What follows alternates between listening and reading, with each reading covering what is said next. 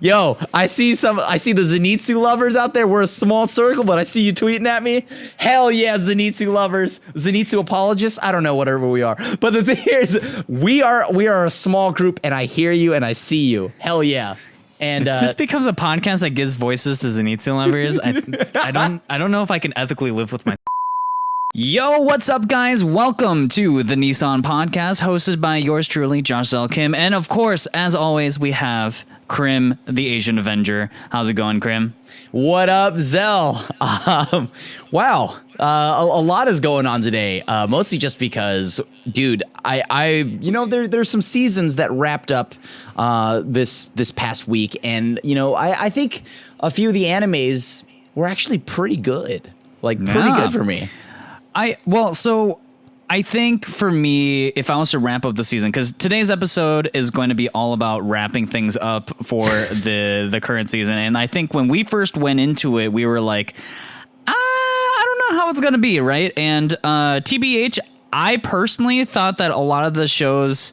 I think, one, I went into the season sort of having low patience for things just in general. But two is that the good animes were really, really good this time around. And so although I think that the overall average for me was pretty low, some of the anime that were kind of rose above the rest I thought were really great. So I'm excited to talk about it. But first, I just want to say, Crim, today, as of I don't know how long ago, we have hit 400 subscribers on YouTube.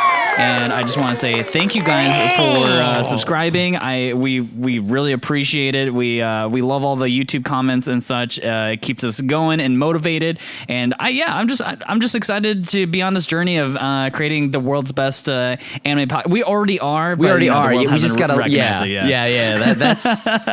That's the thing. I was like, hold, because we are the best anime podcast. Now it's just for the rest of the world to realize that our content is just ahead of its time. That's just got to be what it is, right? Yeah, I mean, look, it's just it's part of the journey, the hero's journey. We're getting there. yeah. This replace every how we talked about in Star Wars. There was the Tatooine Rhapsody episode. There's Beck, a band that wants to break it out there. Now we're the 2021 version of that. You just replace a band with a podcast, and that's us. Yeah, that's us. We the boys. So I just want to say thank you guys so much for all the listeners and watchers of our content, and we just really appreciate it. And hopefully we'll get to 500 soon.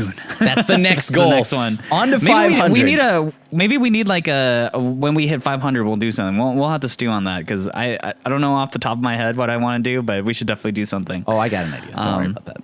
Oh, okay. We'll talk about that one later.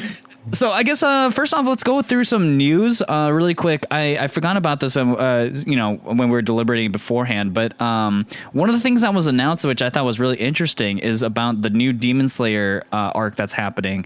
And it turns out that the first several episodes are going to basically summarize what happens in Mugen Train. And I thought this was kind of interesting because maybe... I don't know about you, Crim, but when I first read that, I was like, I don't actually feel that good about that, because I thought the movie was going to be just sort of its own thing. Not its own thing, but we had to have watched the movie to understand the series. And so that's why, for me, I was so concerned about watching the Mugen Train thing. And now to know that it's just going to get summarized anyways, I was like, oh, that's kind of weird, but sure, okay.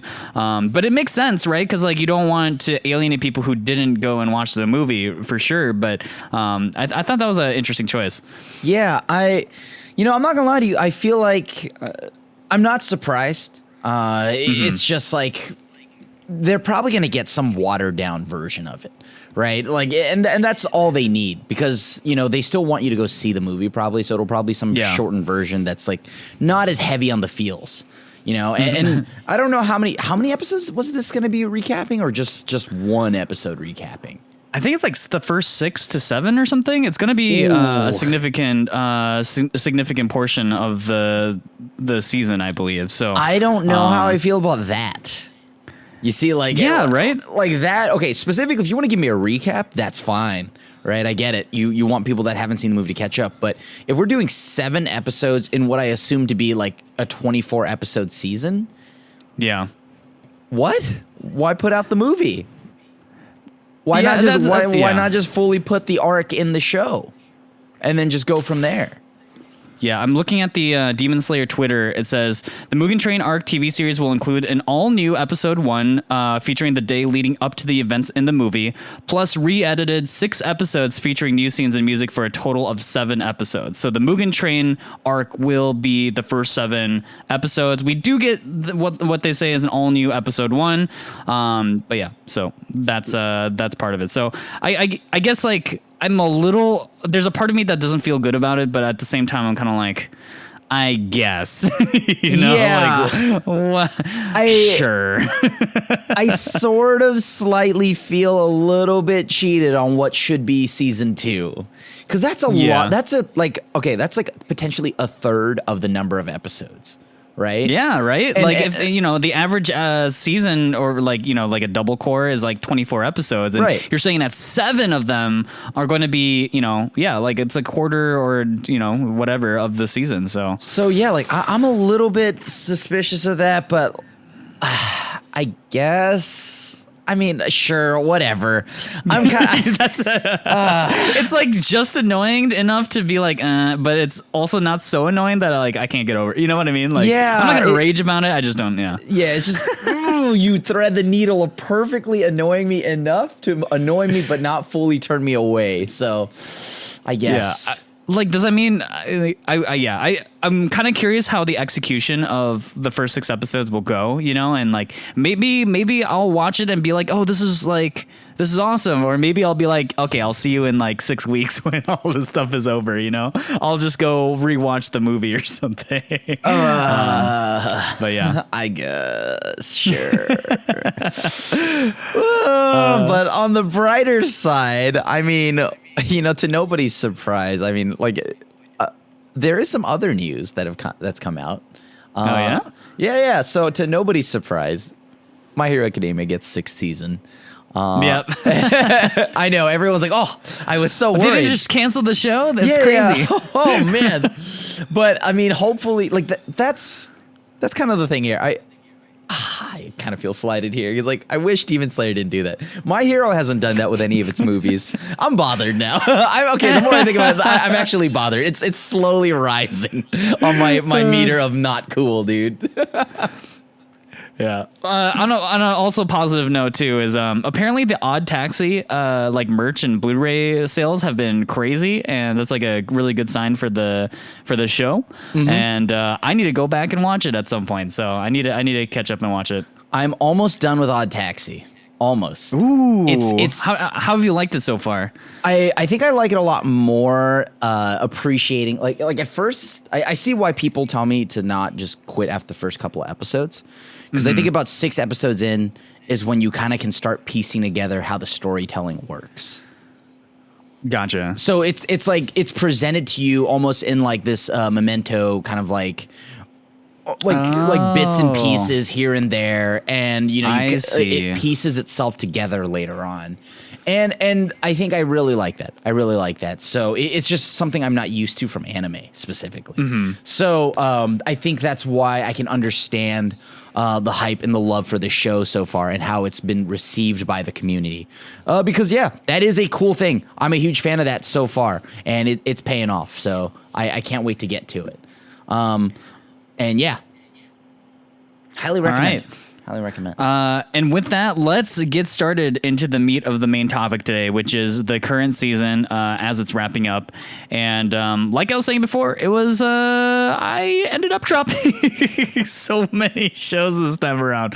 But the ones that I kept up with, I really, really loved. And those were the ones that like kept me in anime this season. I almost quit, dude. I almost got too distracted with, like Star Wars Visions and Star Wars Visions is anime, so you didn't quit anime. Yeah. You didn't quit. I just took anime. a detour into like non-traditional weekly anime into binging Star Wars, right?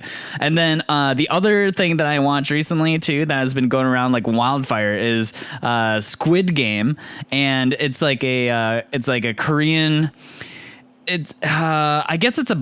I guess it would be considered a botsa game, like a survival game show, and it's really good. Survival, like how? Like a Survivor or like Survivor? No, it's not. It's not like a show like a contestants with Survivor like that. It's built into the show of the thing. Okay. Like basically like. Imagine it like I'm like trying to describe it in a way that doesn't spoil it for people who haven't seen it. Yeah, you don't want to. Please do not spoil it. That is too new. It's good, and it's not that long. It's like 7 episodes, and I really enjoyed it. So that took up some time for me too from my normal anime watching. But I highly recommend that one. You know what? That's not surprising that's a good show, like another Korean show that's like been super solid, because I feel like a chunk of the Netflix shows that have been going on, the Korean Netflix shows are really solid. Like I loved Sweet Home. Yeah. I cannot tell you how much I love that. And like the budget, like the way things looked were awesome. Everything about the characters were awesome. And you know, a lot of like Korean horror movies have been killing it. Like American horror has been kind of like going downhill. But like Korean horror has actually been re-innovated, like redoing things and like just making things feel fresh and new, like #Alive. That's also on Netflix, right? So there's just a lot of things going on in Korean cinema right now that is just doing it right. Holy cow. Yeah. And so just like a lot of Korean shows, movies, all of it, just amazing right now. So if you haven't done so yet, give it a shot if you're listening or watching this right now. Like, check out some of these shows. Like, I'm gonna start watching Squid Game soon, but also like, Sweet Home. That's based off the webtoon. If you're a fan of webtoons, I mean, I read the webtoon myself. Grimoire. You know what? I'm not gonna go into webtoons. Like if you have that, and then you have all the Korean movies that have been coming out. And if you're a fan of Korean horror, like just horror movies, lots of Korean horror movies are killing it. You've heard of Train to Busan, all of that. Do not watch or do not even talk about the American remake. It doesn't need to happen. But the thing here is, so there is no American remake. Just try foreign films. I love foreign films. I love foreign cinema. I love foreign media and all that stuff. So like, I think one of the like on this topic, just to lightly touch it, it's did you ever hear of a vampire movie called Let the Right One In? Yeah. That's a classic. Yeah, that is by far still one of my favorite foreign films that I haven't seen. watched it, but I know it's a classic. It's really good, right? Of course, there's the American remake with Chloe Moritz and whatnot, but the American remake wasn't that bad for a remake, but still, the original is superb, and just a lot of things in the foreign media markets right now are just absolutely killer. Yeah.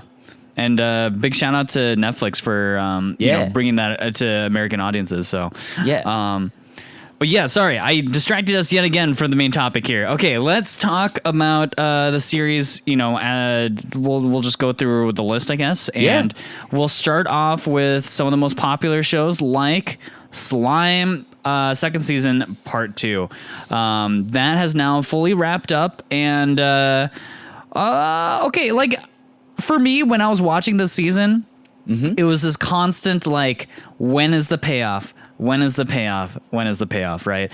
And they talked about Walpurgis like legitimately through 80% of this entire season, and we finally got to see Walpurgis in like the last 3 episodes. Yeah, and it was kind of hype, but it like didn't need that much build up to that moment.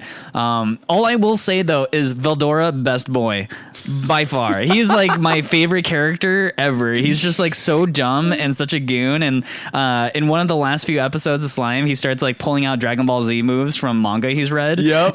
Dude, I love that cemented it. I love his reasoning for showing up and helping Rimuru in the middle of that fight. He's like, I need to know how this manga concludes. Give me the final issue. Okay, much like Xell had mentioned, I think this whole season was pretty bad until the end. Mostly just because it was sullied by the fact that nothing happened for a very long time. And finally we got to see Waluigi, whatever you want to call it, Walgreens.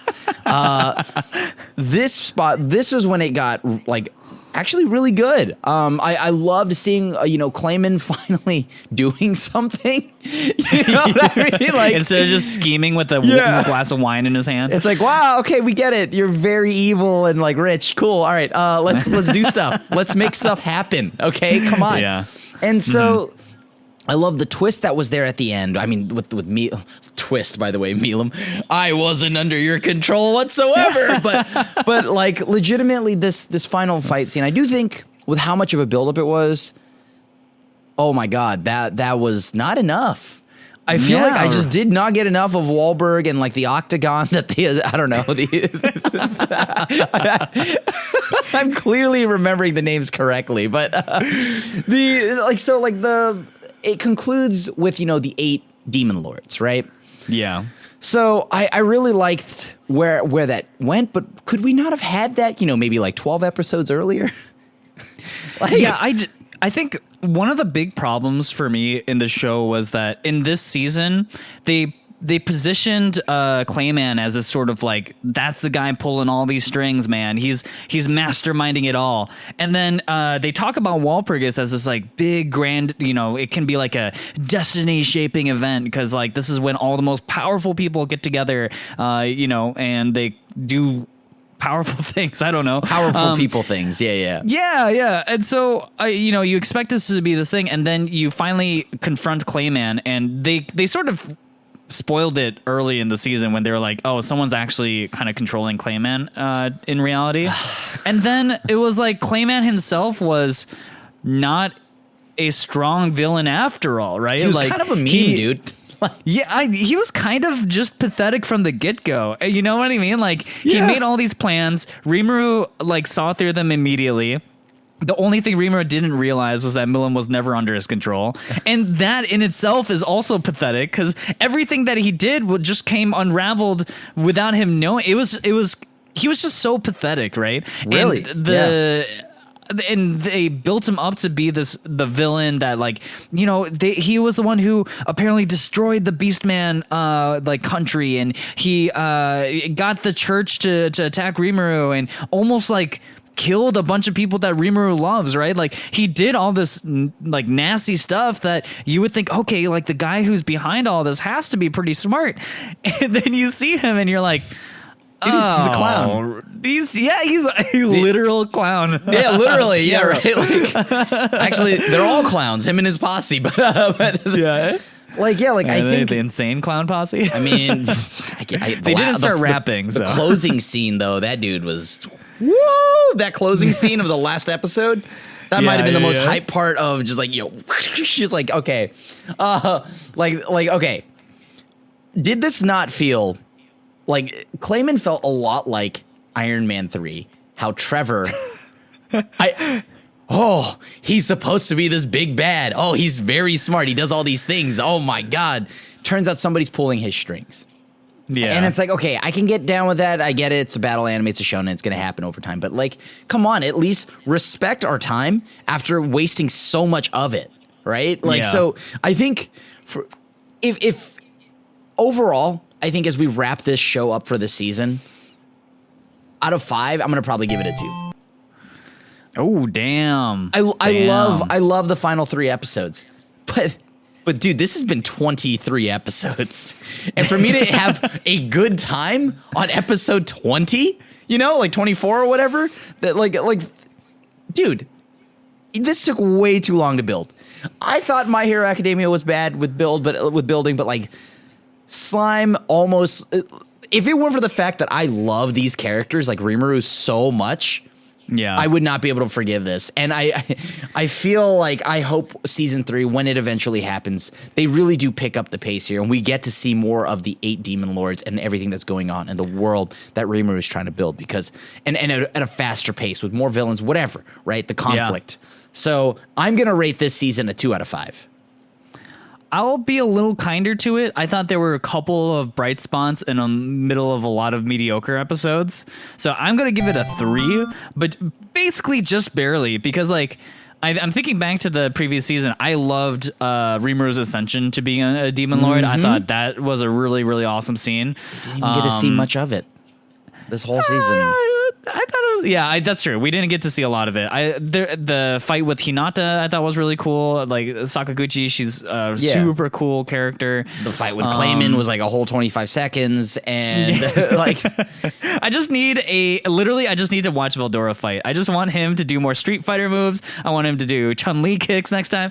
I just need more of him. But yeah, I did think that this was a lacking season compared to some of the others. I think a lot of the people who have been pretty down on Slime from the get-go always talked about how Slime was a show that didn't feel like it really had any real tension. And I thought this was probably the most extreme version of it so far, where Rimuru gets attacked, their nation gets attacked, and everyone comes back to life. No stakes. No stakes. They confront Clayman, and Clayman turns out is pathetically weak. There His just isn't any point. Was more of a threat, the one at the very end. Yeah, and so it was weird that sort of everything didn't really matter after all, is kind of my feeling. And so I'm hoping now with the next stuff, with the movie, I guess that's upcoming, that it'll be a little spicier, but we'll see. But yeah, so I'll give it a 3 out of 5. Crim gives it a 2 out of 5. And I think also where Crim you're coming from, I think that makes a lot of sense too. Next show, let's talk about Kobayashi Dragon Maid S, I guess, season 2. And this has got to be one of the bright spots of the season for me. I loved the show, and going into it, I wasn't sure what to expect, especially with Big Booba girl. And I was like, "There's no way. There's no way." I know, but going into it, I was like, "There's no way you can make this character not just be a huge burden to the show, right? Like, not just to her back, but just saying these are a huge burden to the show." Because when you see a character with a design like that, you just think like, oh, here we go. Here comes the pandering, blah, blah, blah. And somehow they completely avoid it, and they actually make the show just as wholesome as season 1. And not only that, they spice things up by adding a lot of background to a lot of the characters' backstories, right? Like with Emma, I forgot her name. Elma's the best character of the show, by the way. But yeah, she's awesome, and we get more backstory to just like the dragon conflict overall with Toru and stuff, and even Kanna we get a little bit more too. And throughout it was just so wholesome, and we even get some awesome fight scenes, man. Yeah. Kyoani never does fight scenes. We got to see a Kyoani fight scene, and those things are so beautiful. So this show for me, if I was just to give it a rating, 5 out of 5. This was fantastic. I love Kobayashi Dragon Maid. I'm so happy that Kyoani are indeed just legendary and can make a show that could have been just ecchi trash into something amazingly wholesome. And I would have still watched it for ecchi trash, I guess. Yeah, I know, Grim. I know. But I loved it. So yeah, that's pretty much it. I'm right there with you. I think of the season, this is one of the 5 out of 5s for me because, dude, they nailed it. They nailed everything from this. Like, all the characters are great. We got more depth to every character. As I had mentioned, Elma, they really expanded on how much she loves food this season, and it's so adorable. like, they did a really good job with that. But more importantly, I like that we also got to see, I think my favorite episode is still like when Kana runs away. and she's in like New York City or whatever. Oh yeah. Yeah, and she like makes her new friend Chloe or whatnot, and like she just like flicks the dude in the gut, and then he like falls over, and he's like, "Oh, dude, he already had the runs. Why would you do that?" I'm just like, I love this show. I don't even know how this is happening, and I love every bit of it. And the closing episode might be. My question is, the closing episode, does that feel like concrete? Like, does that feel like that's just the end of the show? Why does it feel like there's no third season? I know that it still felt like Toru was gonna like chase after Miss Kobayashi, and like all the crew was gonna join her, but it felt like the way it ended, like that's it. I can see where you feel that way, because it kind of, Yeah, it felt like an ending credits scene in a movie where like happily ever after all, and there's no like lingering tension to really resolve, I guess. And so I mean, the only lingering thing is, did Fafnir get the tail? Because it was obvious he was playing Monster Hunter, and I love. By the way, Fafnir is like my favorite of every character there, but like, yeah, like I'm just Fafnir in real life. I vibe with him so much. I'm like, yes, I know what it means to be a degenerate, just gamer who just grinds MMOs. I need to know if he ever turns his manga career around. Yeah, I want him to. I wanted that to be an arc, by the way, after his Comiket like booth. I was hoping that we would get more on his like life there, but maybe that is a third season. I don't know. Maybe that's his own spinoff. But I think it's one of those things, though, that it's open-ended enough to where they could just pick it back up. I mean, I'm trying to think how season 1 ended. Did season 1 end in a way that it felt like conclusive, or did they leave something? It felt like there was still more. Like the tones and the everything just felt like there was still more to be said about the story. But something about season 2 just felt like, yeah, we told the story we wanted to tell. Yeah, I feel like there's still more things that I would like to know. I guess it's weird because for slice of life shows like this, I could watch this show just forever, you know? And like maybe in season 893, Kobayashi is dying of old age and they like figure out like, oh, you know, Toru's going to outlive Kobayashi. And what do we do about Kobayashi? You know, that's kind of my feeling with it is like, I just love these characters. So if they do a season 3, I'd be so happy because Same. I just want to see daily life with these characters because I just enjoy them, right? Yeah, I want more. That's what I'm saying. Because like I just hope I think that's more, right? Right? Like like I love this show, so please bring it back. Bring it back. Yeah, we just need more Kyoani goodness as always. Or a Fafnir solo show. Oh, yeah, also I would be so down for a Fafnir. What's the other guy's name? A spinoff with his the coworker.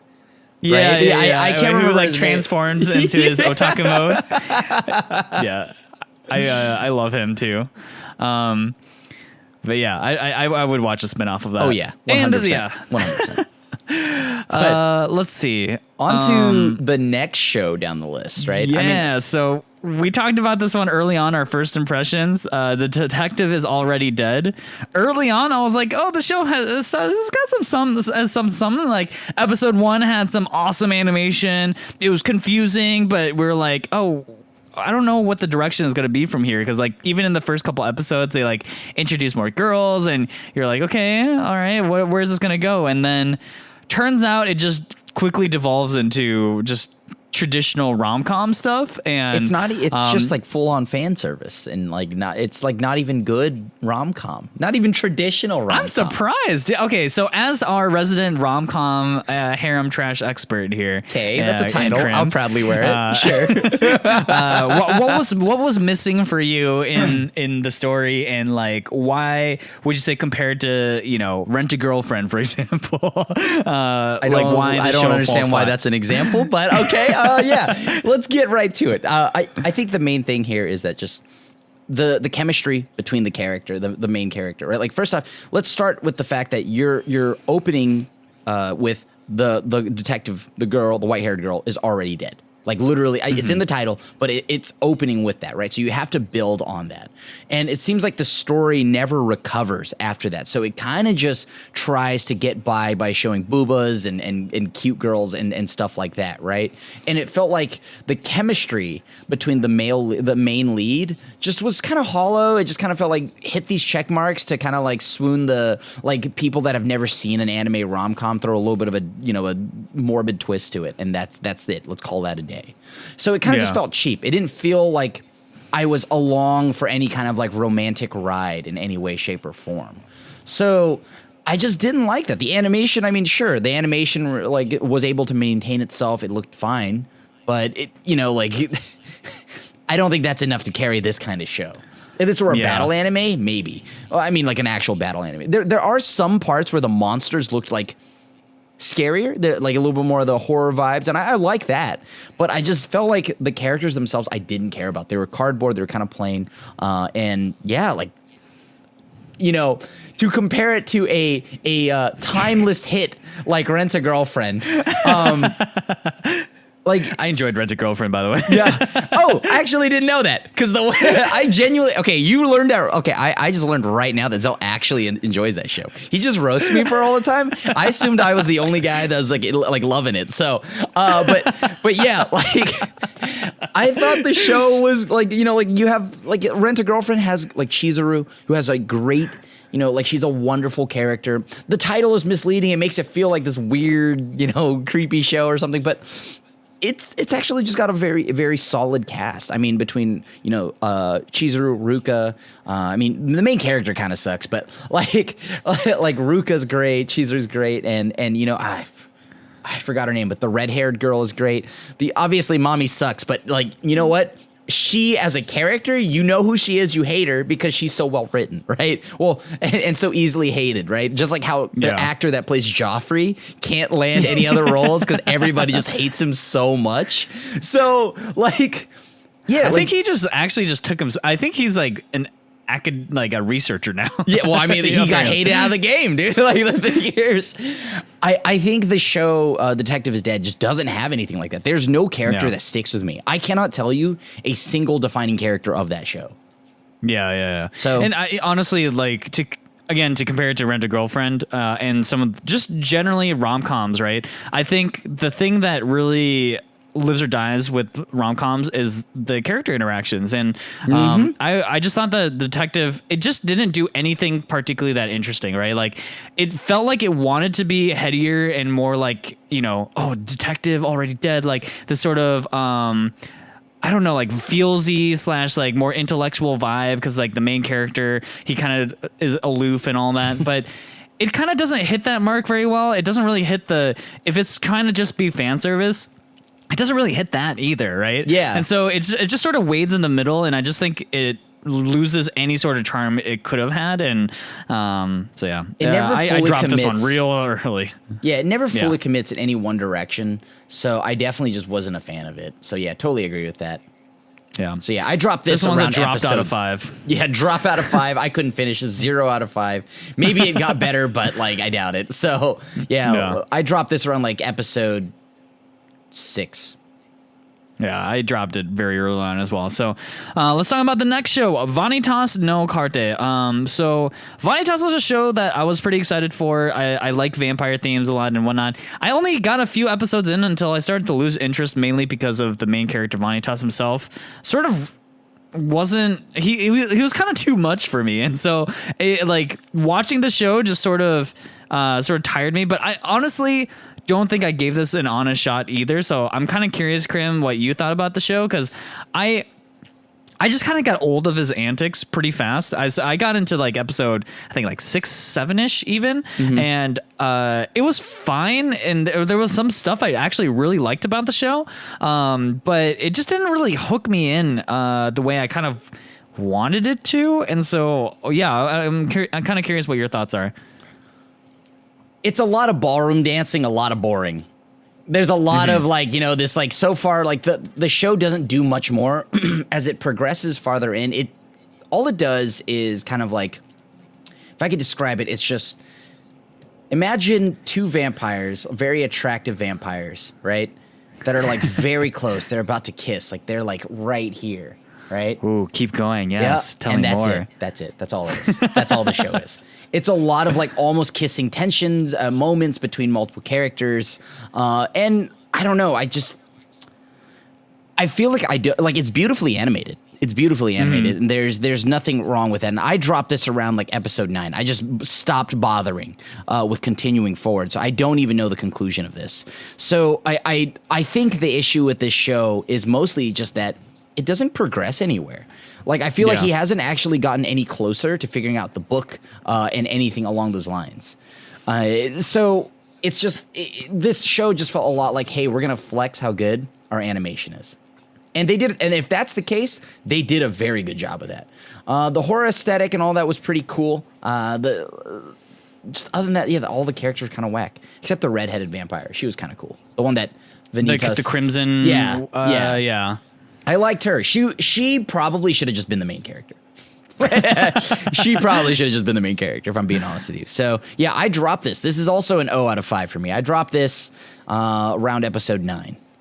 Yeah, I could be convinced that the show gets good somewhere, but yeah, I don't know. I ended up dropping it mainly out of spite, I guess. I don't know.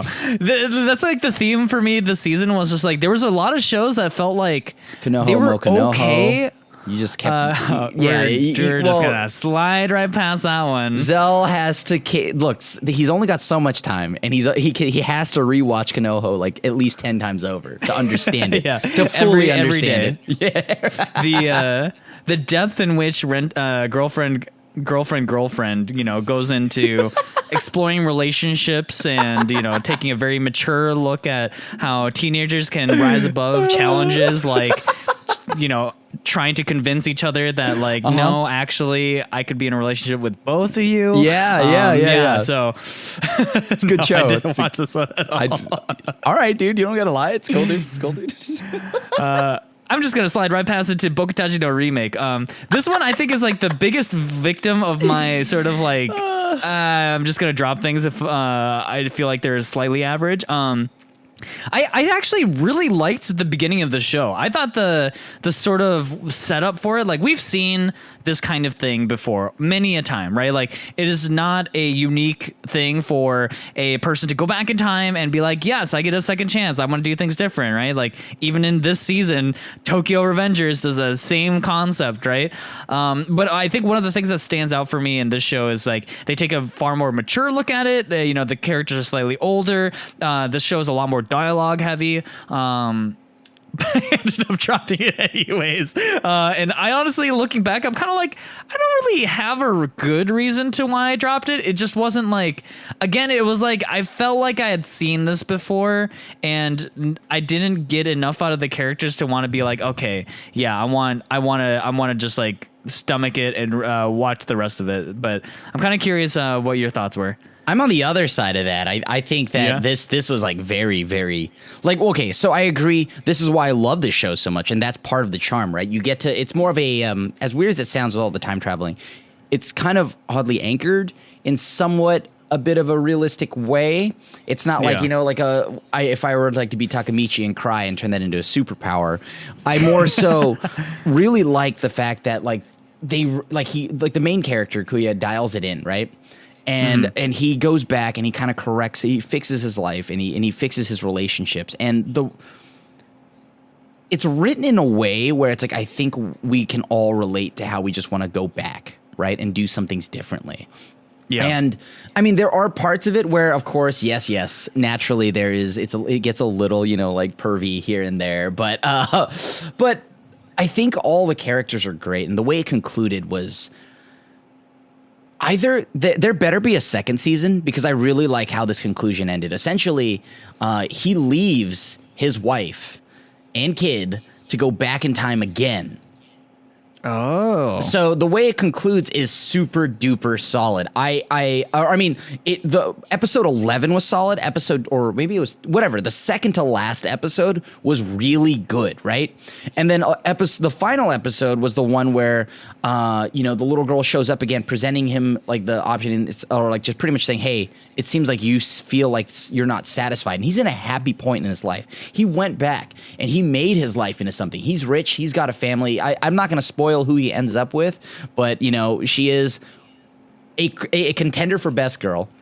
But by telling you who I think is best girl, that probably tells you who he doesn't end up with. But it's a certain redheaded character. But yeah, like I think Kawasagawa is like the best girl of the whole show, and you're gonna see why in the closing episode, or maybe the second to last episode. Either way, I just wish, I hope we get more.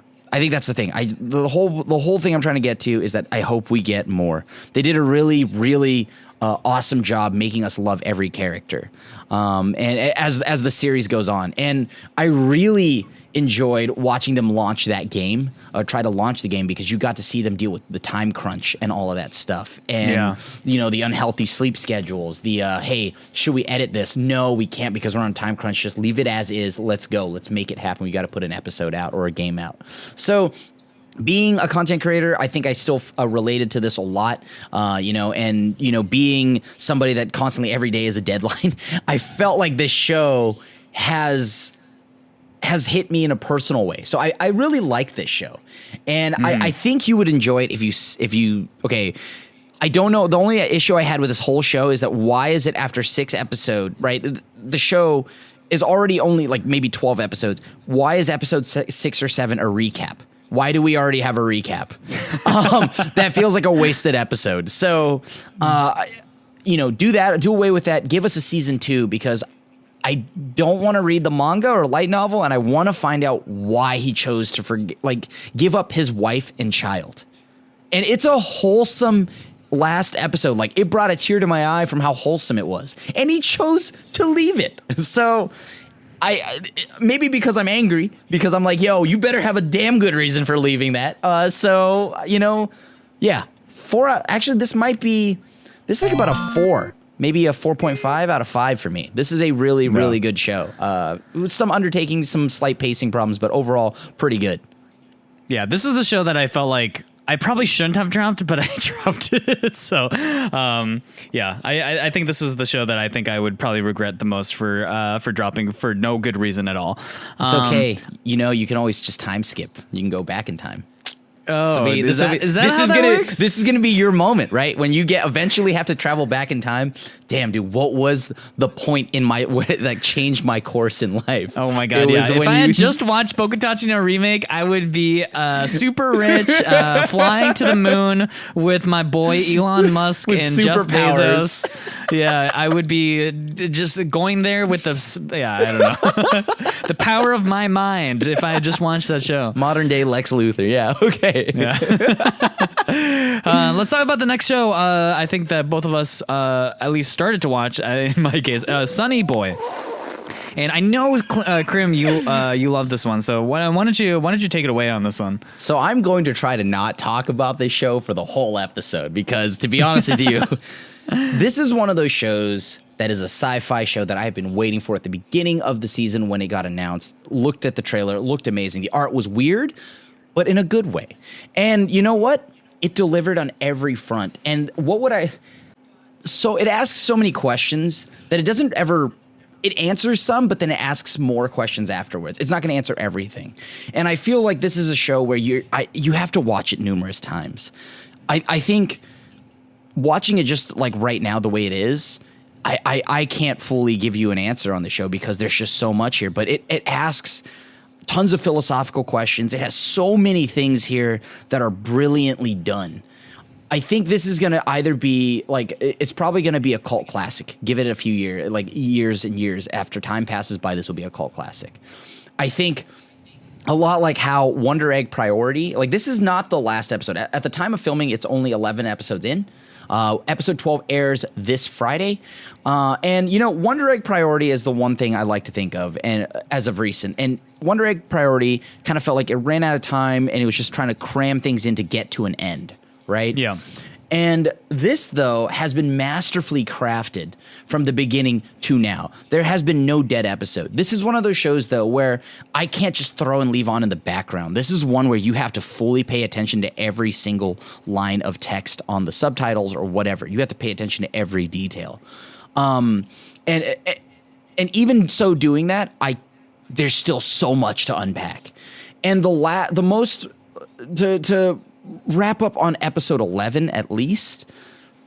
Wow, this show has had every episode just keeps getting better and better. I thought, when you find out the origin story of how the dog shows up and starts talking and all that stuff was amazing and heartbreaking, right, at the same time. But then we saw episode 11. And after seeing episode 11, this fully changes everything. I forgot her name. I got to get the character's name, but yeah. Nozomi? Nozomi, yes. Nozomi this is one of the most beautiful like funeral scenes after the way the last episode ended, right?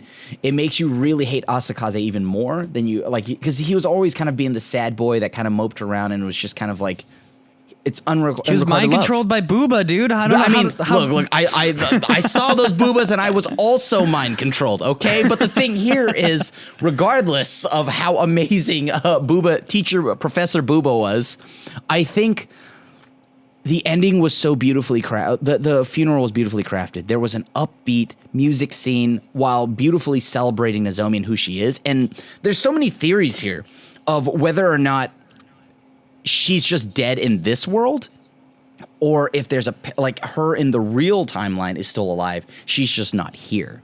Right. And then not only that, like they're now sending Mizuho and like Nagara into like space, and the Saturn V was a beautiful beautiful thing for them to build. It symbolizes so many things. Oh my God, there's just so much here that there's so many things packed into episode 11. And like the biggest thing is like you also got to see Nagara also like finally for the first time in the whole show really express emotion. Right? Yeah. And that was beautiful. Like that shows you how important Nozomi was to him.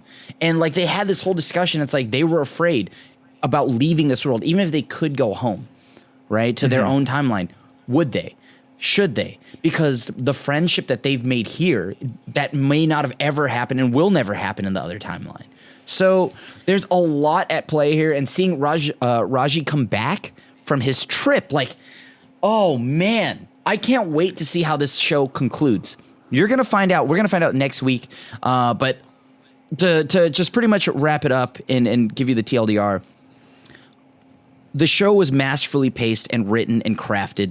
The characters were beautifully done up to this point. I have not seen even the slightest bit of faltering in the writing or the characters at all.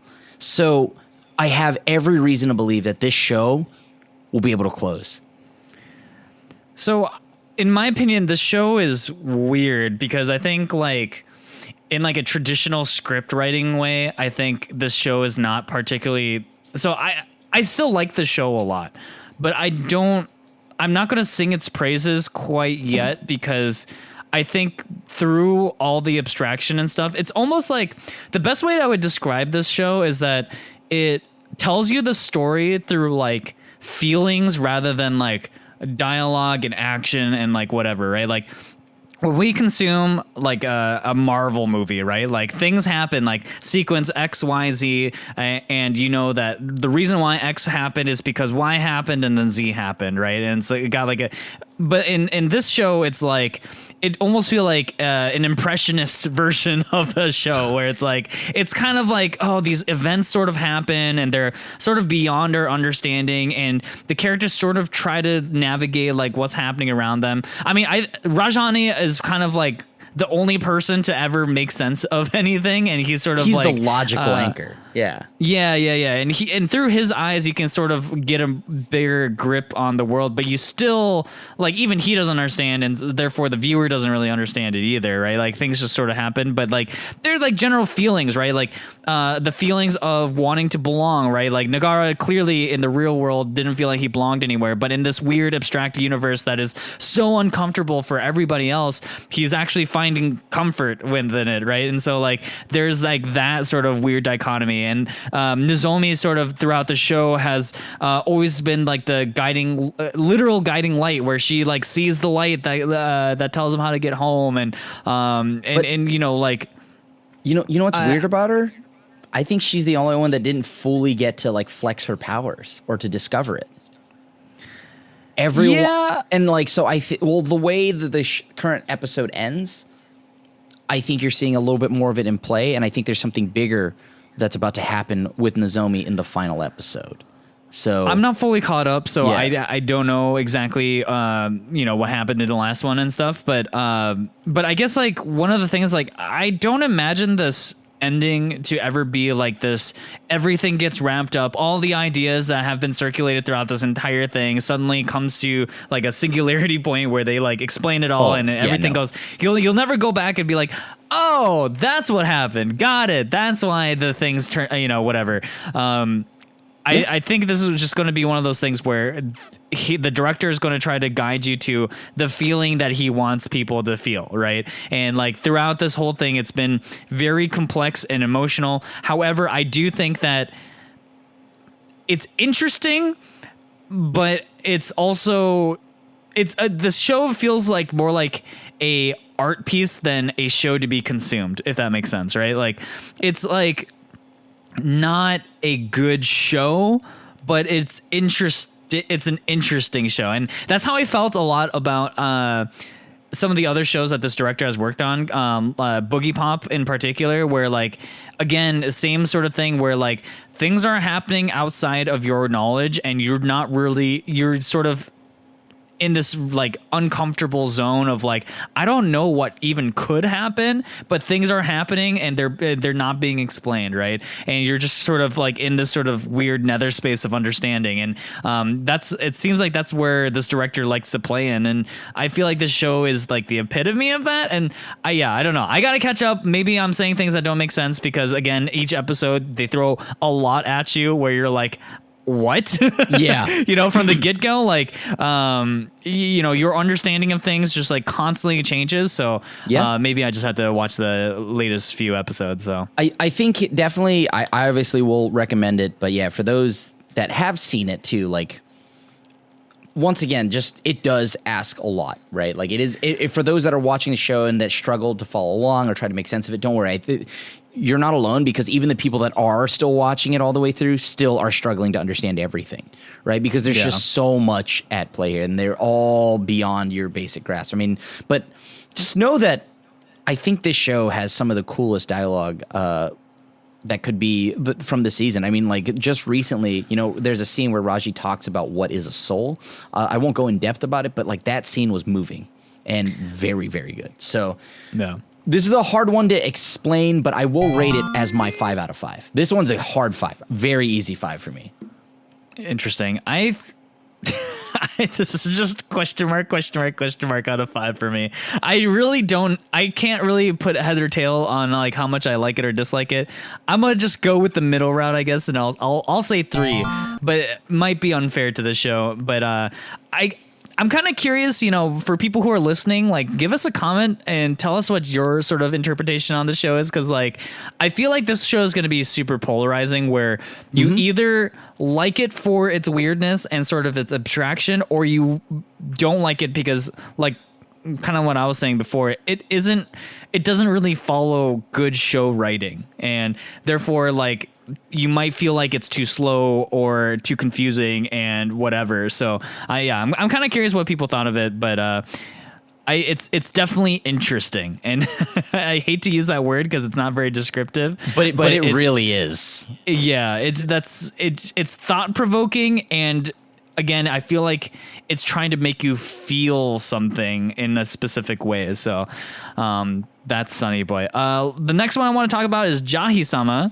And this show is it's so dumb, but it's like compared to Sonny Boy, it's like the complete opposite, where it's like very pure dumb fun. Where like again, like a lot of the shows of the season and a lot of the shows that I dropped, I think that they are doing a thing that we've seen a lot, right? I think Jahy-Sama, I think Bokutachi no Remake, I think these shows have a premise that like we've seen, we've seen the devil as a part-timer, and I'm trying to think of other shows that have done this sort of, like what happens when a superhero being has to live a regular life, right? But Jahy-Sama is really, really wholesome and dumb fun. Like some of her relationships with the people around her are just very, very funny. Druge is like specifically my favorite. Druge is hilarious because Druge is supposed to be her like underling who like served her every whim back in the underworld, and now she's living large. She like shows up and she's like a businesswoman of the highest pedigree. She's like gathered all these magic crystals, and so and Jahy wants to look down on her, but it's like very clearly Druge has the upper hand here, and so Druge makes it seem like she writes the excuse for Jahy, like why, like it's like, oh my god, am I just being a failure because I'm partaking in the technology of this world? You're right, Jahy-Sama. I am an idiot. I am so sorry. Like the characters of the show are great, and I think the concept of the show, like the super being or whatever from another world spawn a new one, that's been done, right? So everybody knows that, but it's how you make the characters work together that really cement the show, and I think they did a good job with that. Like, this is a good comedy. It's a pretty wholesome comedy between all the characters, like the landlady, everyone, the store owner. I love the landlady so much, and their conversations about getting Jahy to pay her rent is so funny every time to me. I do love that. The show is legit fun. It's just fun. If you're a fan of Devil's Part-Timer, I think this show is like a solid, it's not doing anything new, right? And it's only 8 episodes. So I think it's not done yet. So right now it sits at a solid 3.5, pushing closer to a 4 for me, out of 5. So it's still a very fun show and definitely a great lighthearted watch if you're looking for something this season. Yeah, I'm there with you. I think 3.5 sounds very fair. It's not trying to reinvent the wheel by any means, but if you're looking for something like just wholesome, dumb, and fun, this is the show, 100%. All right, moving on. So I know you watch Uramichi. Do you want to talk about that one? Wait. Oh, yes. Uramichi is an awesome. Okay, I think that show. To briefly touch up on it, I think this show is fun. It's funny. It's got a lot of the slice of life, things that you can enjoy. But I think this is one of those shows where I couldn't binge it. I had to take breaks because there's a level of stupidity that it hits that I'm just like, okay, I need to breathe for a minute, right? Like, I don't know if any of you watched Aho Girl. Aho Girl was like funny, but I also had to enjoy that in segments. And overall, I still think it's another solid comedy. This season had a bunch of good comedy. So Uramichi was another it's fun to watch people in their late 20s kind of just like come to grips with reality. Die inside. Yeah, die inside. But at the same time run a children's show where they have to kind of be like promote positivity and like, hell yeah, we love our lives and let's sing about being happy, but we're like struggling internally so much. And this show hits that kind of dark humor, self-deprecating humor. So if you're a fan of that, I like it. But just to give you the TLDR, I think, like maybe or to just wrap it up, I think I give this show probably a 3 out of 5. Okay. It has some really good jokes though. I still, my favorite one by far is still when the kids go, Uramichi asks, oh, do you know what adults have that kids don't? And the kids all together yell hope. I'm like, oh my God. Damn, man, that's real, dude. That's like a little real. So, okay, but still really funny. So check it out. The next show I want to talk about is one of my favorite shows of the season. It's called it's the Idaten-Tachi. Let's see what the English name is. Okay. Not girlfriend. The Idaten deities know only peace. This show has some questionable scenes in it, 100%. But I love the tone of the show more than anything. Like it is super funny to watch a show where you watch the villains just struggle, and they make such an absurd humor about it. This show has a couple of really, really good things. I think the characters are really interesting. The world that they've created between the Idaten, who are basically like gods, essentially, and they're fighting the demons. And it's really interesting because in this one, the villains, the demons, have basically no way of winning, and they're just struggling to survive under the Idaten's watch.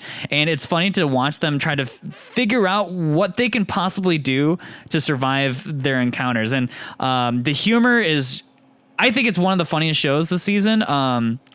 And a lot of it just hinges on the fact that, like, yeah, the villains are so outgunned in this fight because essentially the gods have like infinite scaling power, and one of the old gods of old is still around, and she's like this incredibly powerful. And she, in like some of the first scenes, you see exactly how strong she is. She basically like annihilates like. Is she the one that punches a hole? No, that's the gray haired. Never mind.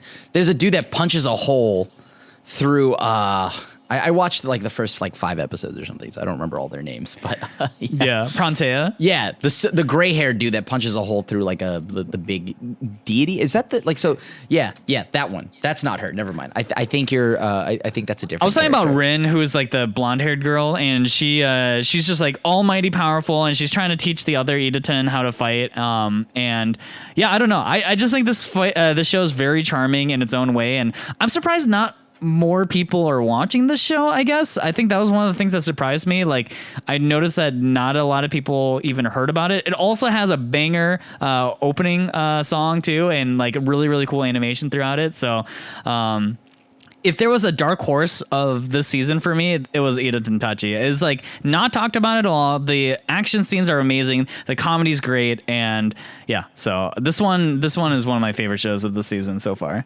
I think the color palettes of the characters are also really good. Like the animation styles of this it's very cool, right? It's kind of like this weird zany, like bright off, like, you know, like at some parts of scenes, they'll be just like blue skinned with like, you know, like the pink like colors and kind of like this weird shading. It just kind of looks weird, but but yet visually pleasing. So, it's like oversaturated almost. Yeah, it's like a line under oversaturated. It's like a few pegs underneath it, but the art style is pretty cool. I had a decent time watching the first few episodes. I think like 3 or 4 episodes, but it couldn't keep my attention the whole time. That's the only thing. Oh, interesting. I felt like that was one of the shows where I was like, okay, I like the visuals. I like the vibes. Yeah, the action's pretty cool, but I don't actually know what the story is at all. And I can't seem to focus on it. Some of the meta humor I thought was funny because when they do talk, because I think later on they sort of explain more about the world and how it all like comes together, and they don't waste your time. They literally have a person fast forward through the explanation, so it all comes at you really fast, and they're just like, let me get this over with, and they just narrative dump, and they're just like, okay, here's all the information. All right, now you're caught up, and here we go. And the I think what's cool, I guess, is that a lot of the show is through the lens of this green green character. Oh, I forgot his name already. Let me look this up. The green track jacket easily. And then the blue hair. He's like he's always sort of like out thinking everybody else and like thinking about the big picture. So you learn a lot about what everyone's doing through his eyes. What gets interesting though is on the demon side, you eventually meet someone named Miku, and you meet the demon lord, and they're also planning some really interesting like 5-head type of situation. So it kind of becomes a sort of like weird version of like Death Note, where Yeasley is L trying to stamp out the demons who are light, I guess, and then some of the way that they posture around each other is really interesting and cool. And when the action scenes do happen, man, I think some of the animation in this show is really, really good. So yeah. I don't remember by episode 5 if they had talked much about like what the demons are, what the Idaten are, and stuff like that. But they've lightly hinted thought this at was, it. I think because I'm only on. When do you see the golden old dude like get put together? Like, you know what I'm talking about? Like he's like the old dude, and he's got like the yellow armor suit that kind of looks like Bender from Futurama, but they like collect G13, I think is his name or something like that. And, okay. And they started putting him together. I think you're pretty. Yeah, you're. It's like 5. I'm trying to remember. I think that's like 4 or 5 episodes in. I think it's somewhere around. It's early in. I think. Yeah. I'm nowhere. I think there's 11 episodes, but so far, it's got visual. It's like visually very pleasing. So yeah. But like I can't fully rate it yet. I'm gonna be honest with you. This was one of the shows I wanted to watch at the beginning, but right now it just doesn't seem to keep my attention in comparison to like a lot of the other stuff. So interesting. I'm going to give it a question mark rating because I haven't finished. I haven't caught up, right? And I mean, if just from the 4 or 5 episodes I've seen now, I'd probably give it about a 2. Okay.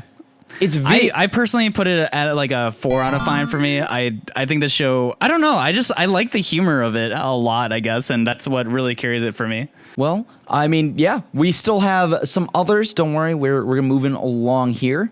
But yeah. So what about so you were watching Idaten, and then are you watching, I think, let's check down the list. I think we dropped a few of these already. Like, yeah, I dropped, Kuro Maid. I dropped Aquatope like 100 years ago. And I know that some of you come by my chat and have told me like, wait, how do you not like this show? It's one of my favorites of the season.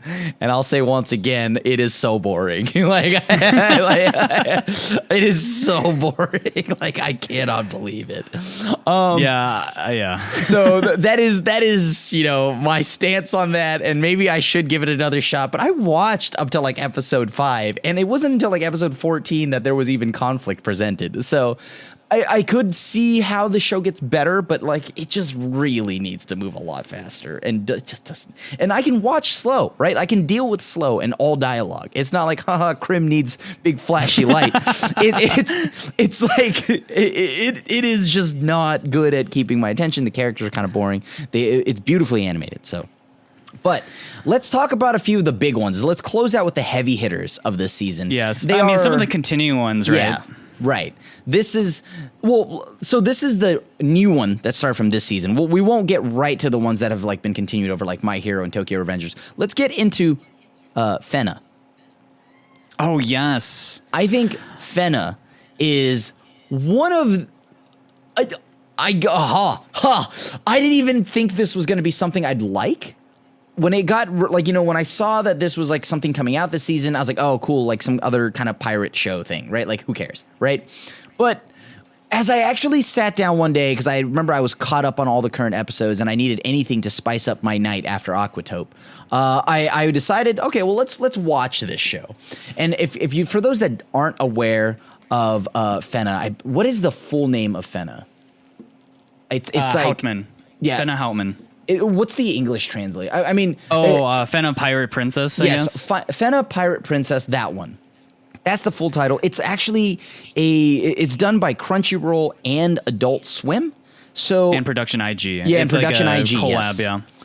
And the animation's beautiful. Everything about it is beautiful. This has the vibes of all the cool, like the great shows that, I would grow up watching on like Adult Swim at night for anime, like along the lines of like Trigun, Cowboy Bebop. It just has that vibe with the animation, right? And the storytelling. For me, and I was gonna say that like more than those things, it felt almost like Disney-esque. I don't really? know. Did you? Yeah, like I felt like the first couple of episodes like gave me like Disney vibes, especially when like the two old guys save her from the initial like brothel prison that she's in. That was like I got like such Disney vibes from that moment, and like I was just curious if you got that vibe at all. I didn't get the Disney vibe, mostly just because of how not plain Fena is. Most Disney princesses are kind of just like, they just kind of feel almost a little too cookie cutter at times. But like this show went above and beyond. I think I love every character here, from Yukimaru, all of them, her whole supporting cast, right? And if you're up to episode 8, I think maybe the reason why I don't see it through the Disney lens is because of how brutal. You get to just see how brutal the boat battles are, right? So you have the Blue Devils, what looks to be like the Americans, right? Who just straight up pull this untested nuke to deal with one opposing ship. And holy cow, that was wild. So this show also, not only does it have great animation, great battles, and gave me this pirate life that I didn't know I needed. On top of that, it's so perfectly written and crafted to where it makes me feel like I want to go on all these adventures, right? It's so adventurous. This world building is beautiful in this show, right? Like I want to go to every one of those cities. I want to sail the seas with this whole cast. And, like they did a solid job of making me want to be in that world. And wow, it's just really good. It's so plain and simple, but it's truly able to capture the youth that you feel watching like the adventure movies and stuff like that. So it did a good job. It did a very good job. I right now, as of where it's at 8 episodes in, I think this is another 5. This is my anime of the season currently, and I guess I called Idaten the dark horse, but really, if we're going to go with like what's actually winning out the dark horse race, it's got to be Fena. I think Fena has it all. It's got beautiful animation, beautiful music, an excellent just overall tale of adventure, like you talked about. I love the characters so much, and I guess like to sum it up a little bit, like because when I watched it, I was like, pirate princess. I'm not like a huge pirate person, so I don't know what. And then like the samurai ninja people show up, and you're like, okay, I guess it's pirate versus ninjas. Like, what are we in Final Fantasy 14 or something? And actually, but the thing is, like, every single character is so. I don't know. They're just really captivating. And like her crew of people right from the get-go are all awesome, right? You have the twins who are these relentlessly upbeat duo who are awesome at fighting. You have this sort of sassy girl who like crafts guns and Karen's sort of great, dude. Oh my God. She's like so bossy in like the funniest way possible. And then you have like the more sort of a stoic guy who doesn't speak very much, but every time he does say something, you always get like a golden nugget out of him. You always have to have that like super like floozy guy who hits on everybody, but secretly you're not like, I'm not sure if I can trust this guy, and then he maybe might come around. You have that guy, and then you have Yukimaru, who is just a badass to the bone. Like his reintroduction right off the bat is just like so cool. The way he saves Fena, and I think this show is so, I don't know, like it is brutal when it's brutal, but it is very wholesome because I think a lot of it is just about friendship and adventure and like figuring out who you are. And for Fena, she's a little, in some ways, she's a bit of a Mary Sue, I feel like, because she doesn't really do anything, but she's so captivating in that like she's just really charming, I guess. And I think that she's also very upbeat and she like wants to do more. And I think that's what makes you like her, is that even though she is sort of powerless compared to the people around her, it's just sort of her driving force of like wanting to do the best thing possible all the time. And I don't know, I guess like I enjoy her interactions with the rest of the crew, and it helps that the whole crew that she's with is just so lively with her that I just enjoy every single moment that they have. And I think this show is so criminally underrated, and like I'm looking at where it's rated on my anime list and how far down it is in popularity. Like in terms of sheer votes, it's not even a third of where like Slime is. I mean, Slime's at the top, but like that just goes to show you like how little I think people are paying attention to the show, and I think it's criminally underwatched right now. Yeah, I think something like this, also an original, something like that, should get more love. This is the stuff that I want to see more of too, right? Like this is just really good. Like I couldn't say anything else that hasn't already been said. So once again, 5 out of 5 for me. And it looks like it's a 5 for you too. So yeah, this one's my favorite. So I love this show so far. All right, so I guess moving on now, the final 2, the big 2 of the season. Eden Zero. Oh no, I'm just kidding. All right, you know what? Let's go right into Tokyo Revengers.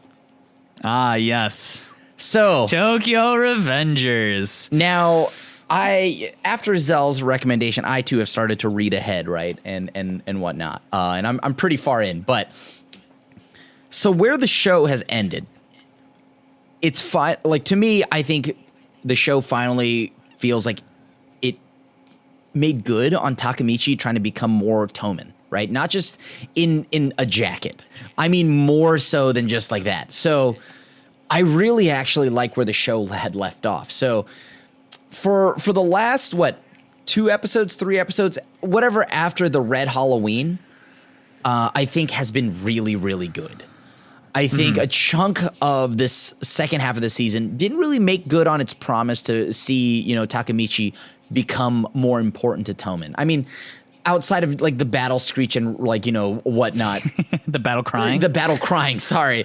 The battle crying. I don't think Takemichi did much. So it kind of actually felt like the second half of the season was kind of a bummer for me. Like I didn't really like how Baji had to for no reason. Like it's just like, Baji, we get it, dude. You're a badass, but like, can we go take you to the doctor? Like, no, I don't need your heroic speech, man. You give it to me in your hospital bed. It doesn't make you any less of a badass. Yeah. Let's get you there, dude. And it's like, nope. I'm just gonna bleed out here. Cool, dude.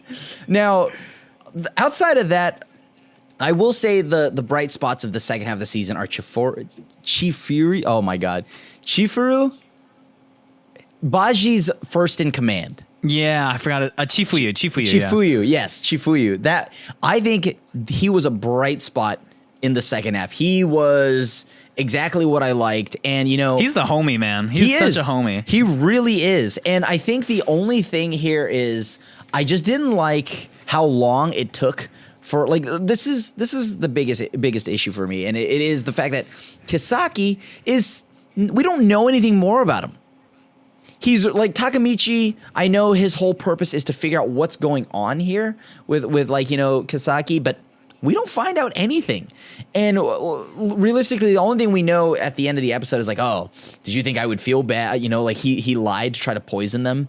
And the way that it ended was like an absolute banger and a crazy cliffhanger, which makes me upset because I wish we got that a lot sooner. But second half, kind of medium, but overall, strong close. I think I give this show about a 3.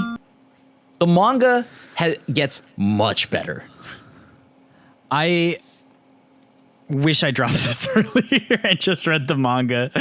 I did not like the show. And it just felt like I was always waiting to see when I will be able to stomach Takemichi, because every character around him is so much more captivating and have more reasons to cheer for them than Takemichi does himself. And I think the constant sort of, it's because of like the pacing at which like Takemichi thinks to himself and like resolves the act and stuff. I find myself just mostly frustrated with Takemichi and his sort of inaction. He's supposed to be the character who has the most amount of foresight out of everybody around him, and yet he is always the one who is the last to act. And that part of me always bugged me. And so, because people, I started seeing people say like, oh, just read the manga, don't worry about the anime, and see how it is.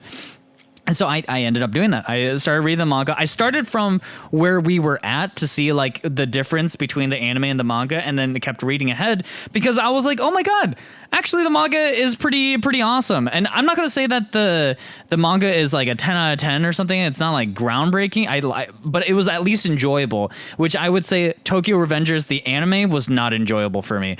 I had such a hard time understanding how this 26-year-old dude who went back in time has a harder time reacting to things than everybody else around him, and he just feels so darn slow about things. And I get it, like the whole point is that he became somebody who is super passive and says sorry to everyone, and the whole point is that he sort of like grows from that.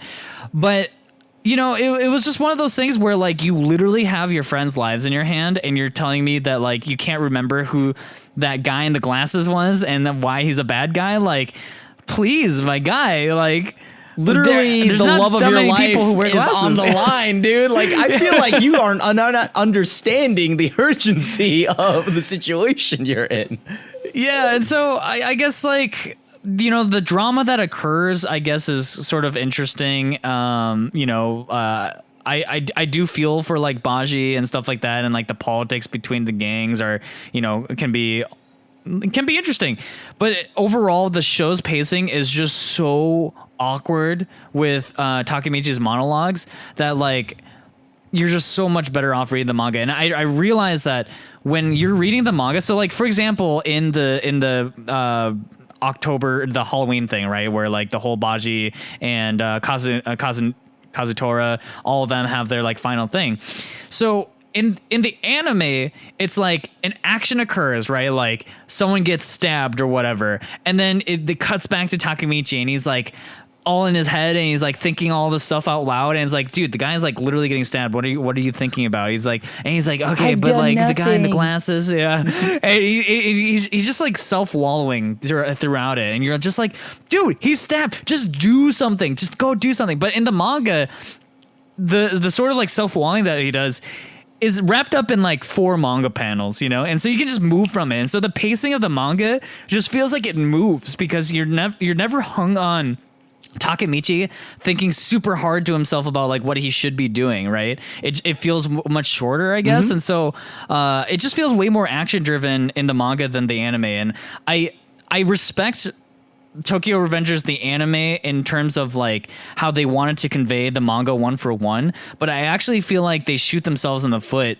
from doing that. You know, it's almost like we had an episode talking about this. Exactly. Weird. That's what weird. I thought of. And this is what I mean, because I agree 100% with you.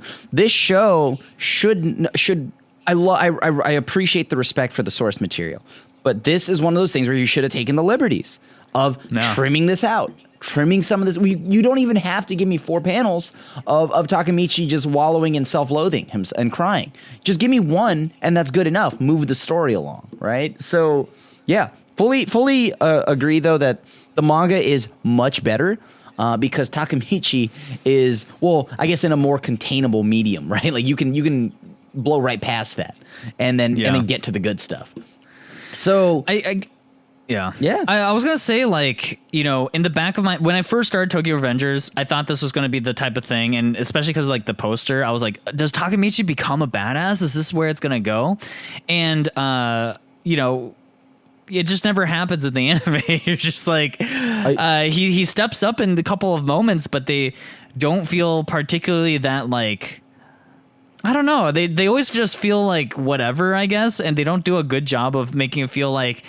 Because I'm thinking of like other anime where you have that moment where someone goes the 110% to save their friends, right? Yep. You know, I think of Deku versus Muscle in that one fight where he's like literally on the back foot and he says like... That was a beautiful moment. Yeah, like that moment is so like awesome because you're like, yeah, he really just gave 110% to overcome all odds, right? And that's kind of what I feel like Takemichi should feel like when he does these things, because he doesn't know what to do. He's not strong, but what he has is willpower and the determination to keep going even though all hope is lost. Like that's like Takemichi's actual like thing that makes you want to root for him as a character, but it almost never portrays that way in the anime. And he just feels useless in the anime. Yeah, he actually feels like a bystander, right? Like it actually feels like nothing he does should have impacted the storyline at all, because it feels like it would have happened regardless without him. That's kind of how it feels to me a lot when I watch the anime. I'm like, but what did he even do? But that's just the curse of them trying. Like that's the part where, you know, they go for the manga one for one. That's where the issue lies with that, right? And I think that could have all been changed a little bit if they just trimmed some of those scenes out. He wouldn't feel as useless. And I maybe like focus on a few other parts and like key parts of Takemichi, but cut out a little bit of the whining and the uselessness. Yeah. Right. And but I will say one thing though, before we move on to My Hero. It does end on a very interesting note. Because why does Kisaki say my hero? Yeah. Yes. To Takemichi, right? Like, and so now this opens up like, what relationship does Kisaki have to Takemichi? I mean, it kind of like, this is all speculation, but like, you know, there has to be a reason why Kisaki originally, when walked by Takemichi, didn't have like the blonde hairdo that Takemichi does. But then all of a sudden he shows up later at some point, almost looking like Takemichi too. Yeah. So there has to be some play, and I mean, I won't spoil how far ahead I've read, but yeah, just something to think about. But speaking of My Hero, let's close out on My Hero Academia. Hey, what a transition. This expertly done. Yeah, I know, right? Expertly done. I think this show has gone full 180. It went from being completely boring and miserable Baby, dude. Like, yeah. I am pumped. Let's go. This second half of My Hero has made me just, dude, I love this second half. If there's ever, I hope they continue to do this. Even if it's not true to the source material, but like if they feel like they need to fill space or fill episodes, and instead of giving me another like college class arc or something like that, just give me more of the League of Villains. Or whatever their new pentatonic spooky name is now. I forgot. Like the Penitentiary of Evil. I don't remember what they're called, but the newest version of it, now that they're fused with the Liberators, the Liberation Army, is awesome. And I love whatever Shigaraki does. I love, and the whole League of Villains. They are so interesting to me, and they are such a good cast to follow. So once again, whatever like Hawks is doing, I love to see that too. And whenever the beauty of this is that whenever there's something dull going on in the world with Class 1A, you can just follow the League of Villains. And I hope they keep doing that, because the way this show has gone so far has absolutely blown my mind. Not only that, just seeing simple moments, seeing the teachers, they dialed it back. We got to understand All Might a bit more, just seeing him sit on that bench and talking to Eraserhead, like that was actually a beautiful moment. I thought that was a moving moment for me. And it's cool to see characters, even like the teachers, still get development. You know what I mean? It's not just the students, and it's not just the villains. My Hero in the second half has built up all of its cast. So I really like that. And this second half for me has been like almost a 4 out of 5. A 4 out of 5 here. First half, I'd give it like a 2. Yeah, the first half was legitimately just awful, right? Right. Again, kind of to parallel it with Slime, we were just waiting. We were just waiting for something to actually happen. And I think unlike Slime, I do think that the back half really got somewhere awesome. Yeah. I thought the whole My Villain Academia thing, they finally shed some light onto the League of Villains and sort of the other people who might be against the heroes in the future. And like, up until this point, the League of Villains just sort of showed up. You kind of never really understood.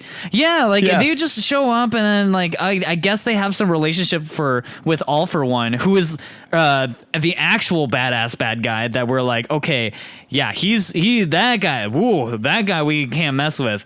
But League of Villains just showed up like being like, okay, you guys are weirdos, I guess, and you guys are scary looking, but I don't really understand what you're all about. And now we do. And the whole Shimura's like backstory about everything was, I mean, those episodes blew me away. And they're you got hitters. Yeah, and I just think towards the back half, the tone of everything really shifts so much darker than I think really the show has ever really gone before. And I guess I still think that this season is the worst My Hero season yet. But I think they've built into something that could be really, really interesting for the next actual conflict that happens. Like this was like the prep, right? Like they've now please.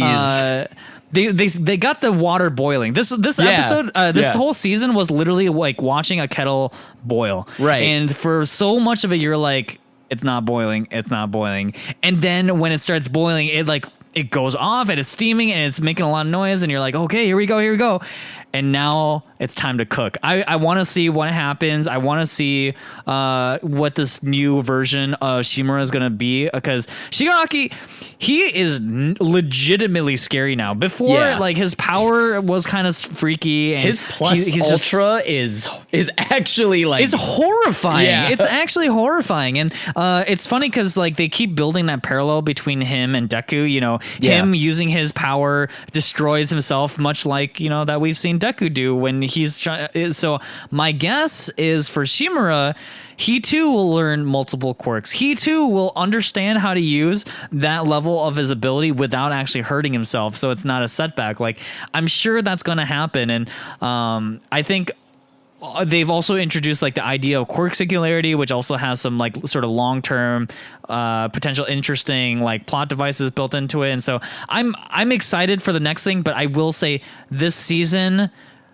was a bummer, but if we're finally ending off on a good thing. So I don't know when the next season is. Does it continue on into this next season? I believe season 6.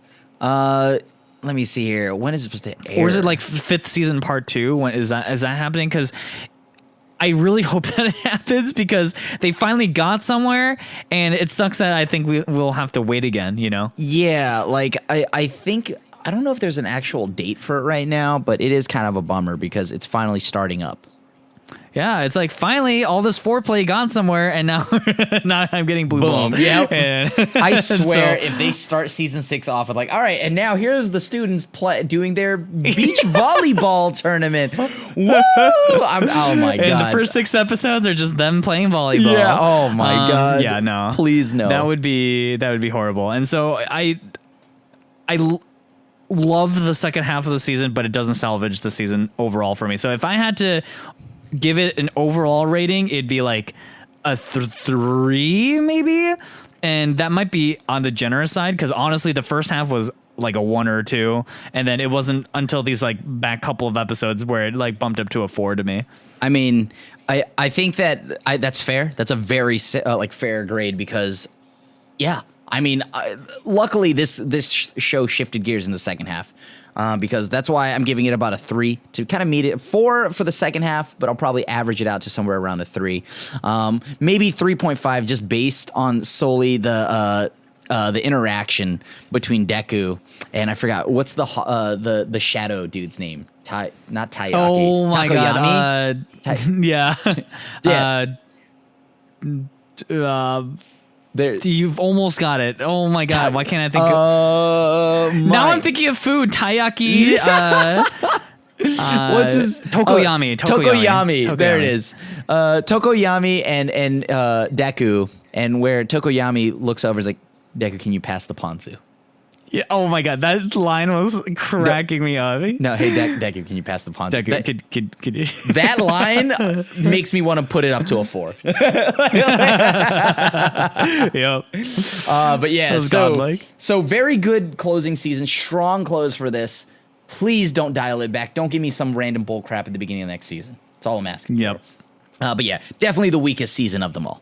So, closing thoughts, I think that's all of it. That's all the shows from the season. That's all of it. We're going to be welcoming in a batch of new shows. Specifically for me, I'm excited. October 3rd, Miruko-chan is going to air, which is Slice of Horror, and I am thrilled to see that hit the screen. But before, we'll have a whole episode for that. You know that. But I think for me, if I'm going to pick an anime for this season, it's either going to Fena or Sonny Boy, and I think I'm leaning more in Sonny Boy just because of what Sonny Boy is. Sonny Boy makes my 3 IQ brain think, and I like that. And I like I like the questions that ask. I like the philosophical questions it touches. And after that closing of episode 11, that was like I think episode 11 is actually just a masterpiece. Like much like how Xell had mentioned, it's art. It truly does feel like art. It is ascending anime. It is just really good. Episode 11 is just wow. I don't know how it'll land. Hopefully I'll find out this week, and hopefully it's to a satisfactory response. But I have a lot of faith. The show, it's been building up to this, and I think it will. So I think I'm going Sonny Boy for the season. And you, Xell, once again? I am for sure on the Fena train. I think Fena Pirate Princess is just godlike, and I think everybody should watch it. So it's not finished yet, so you can even catch up before anything. So go watch it. Yep. So all right, that's my pick. Well then, hell yeah, these are both really good picks. So I strongly recommend. But Fena probably better if you're not looking to like pay attention to every line of text and go on a soul-searching journey every damn episode. And question reality every time. Am I in the right timeline? Okay, but either way, once again, thank you for the 400 subs. Thanks for the love, everybody. This has been amazing, an amazing 27 episodes, allowing me to sit up here to talk to my buddy Xell and help him get his anime taste reformed. And so, this is just really cool to be a part of. I think you had that backwards. Weird. Maybe. Maybe not. Weird. It's almost intentional. But yes, I want to say thanks for supporting this channel specifically for as long as you have, and for watching and checking back every week. So let's get to 500, and then let's once again prove to the world that we are the best anime podcast. And we have a Twitter, just the Nii-San Podcast. Follow us. Tag us. I've interacted with a few. I see some of y'all talking. Yo, I see the Zenitsu lovers out there. We're a small circle, but I see you tweeting at me. Hell yeah, Zenitsu lovers, Zenitsu apologists. I don't know, whatever we are. But the thing is, we are a small group, and I hear you and I see you. Hell yeah. And if this becomes a podcast that gives voices to Zenitsu lovers, I don't know if I can ethically live with myself. Well, I got bad news. But that's awesome thanks for being a part of this community, everyone. And you can find us on all of our social medias. The Asian Avenger for me on everything: Instagram, Twitter, Twitch.tv, same thing. You find Xell on Xell tweets, Xell on Twitch. And I believe your Instagram is Zellstagrams? Zellgrams. Yes, there it is. So thanks for watching this week. And, it's been a slow season, but, a lot of sleeper hits. And the ones that they hit hard. So thanks for watching. And we'll see you next time. Peace. All right. Peace out, guys.